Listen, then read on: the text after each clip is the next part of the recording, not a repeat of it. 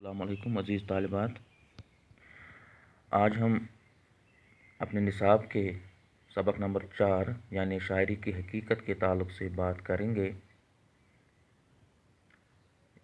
شاعری کی حقیقت کا یہ سبق جو ہے اس کا تعلق تنقید سے ہے اور اس سبق کو شبلی نعمانی نے لکھا ہے، علامہ شبلی نعمانی۔ تو ہم سب سے پہلے شبلی نعمانی کی حیات اور ادبی خدمات پر ایک نظر ڈالیں گے۔ علامہ شبلی نعمانی 1857 عیسوی ضلع اعظم گڑھ اتر پردیش میں پیدا ہوئے۔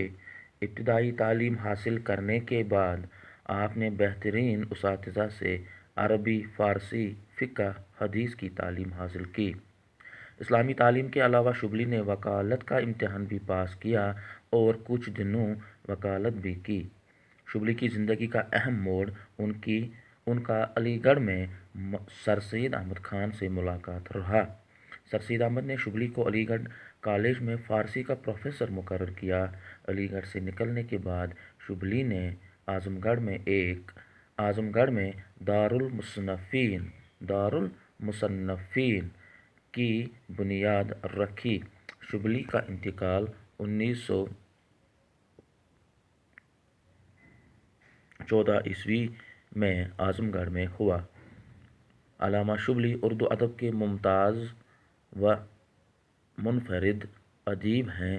شبلی نے تاریخ، مذہب، ادب، فلسفہ، تنقید اور سیرت پر کتابیں لکھی۔ اس کے علاوہ شبلی ایک شاعر بھی تھے۔ شبلی نے سیرت نگاری کے میدان میں نمایاں کارنامہ انجام دیا۔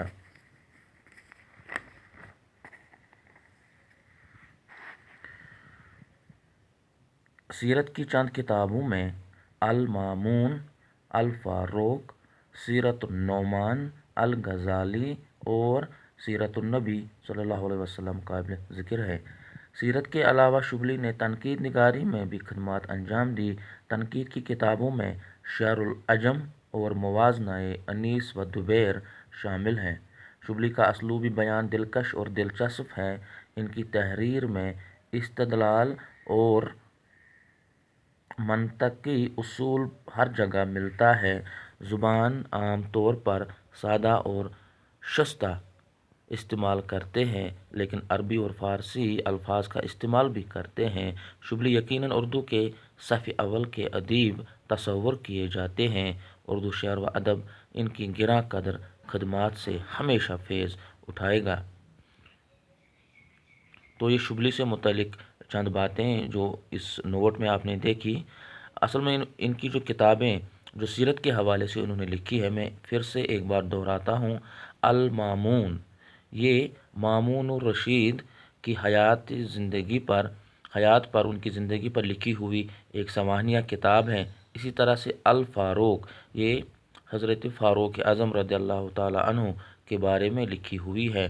سیرت نعمان جو ہیں ابو حنیفہ رحمۃ اللہ علیہ کا جو اصلی نام نعمان بن ثابت تھا، تو اسی حوالے سے یعنی ابو حنیفہ کی زندگی پر جو انہوں نے کتاب لکھی اس کا نام ہے سیرت نعمان۔